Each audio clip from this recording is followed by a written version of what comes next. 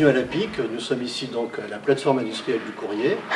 Et je voulais remercier Jacques et Geneviève d'avoir réalisé la fresque que vous allez découvrir et qui correspond exactement au cahier des charges que j'avais passé au mois de septembre et qui était de représenter en fait la transformation de la Poste au cours des âges afin de montrer qu'elle avait toujours réussi à pouvoir s'adapter aux besoins et aux services de ses clients. Il s'agissait de montrer qu'il y avait encore de l'avenir au sein de la Poste et de l'APIC en particulier. Donc la conquête de l'avenir se fait au travers de cette fresque. Donc cette fresque retrace la chronologie de la technique de distribution du courrier, les grandes lignes du sponsoring de la Poste, sa politique de travail en groupe, et puis toujours ce regard qu'elle a sur les nouvelles technologies, les drones, les grands moyens de communication. Elle est toujours à la pointe de ce qui se fait dans la modernité. Et à la fin de la fresque, place au texte, les images sont un petit peu abandonnées et on revient sur des mouvements de mots qui sont propres à donner une traduction plus rapide des engagements de la Poste actuelle.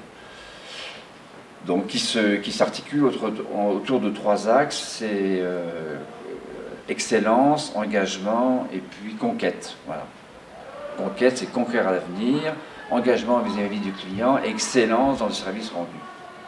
Donc, Monsieur Le Tallec, commanditaire du projet, nous a mis sur certaines voies qu'il fallait que nous respections. Donc il y avait l'histoire de la Poste à décrire. Donc nous avons, on le voit derrière, travaillé sur des images, sur le début de la Poste, le début de l'histoire de la Poste, sous Louis XI. Et la fresque continue jusqu'au temps moderne et voire toute une partie de prospective. On a essayé de garder une charte colorée dans les jaunes et dans les bleus, puisque ce sont les couleurs de la Poste. C'est un travail qui a été bien pensé quand même avant de réaliser tout ça. On est allé voir le site du groupe La Poste, avec les images de la plateforme de la Poste, l'espèce de petit ovale où est posé l'oiseau bleu de la Poste. On s'est servi de cette plateforme pour mettre des idées fortes, comme celle de la synergie entre les personnes, sur cette idée de solidarité, par exemple, qui est repris dans la peinture du timbre de la lutte antiracisme, dans le timbre de Strasbourg, l'entraide, et dans d'autres timbres.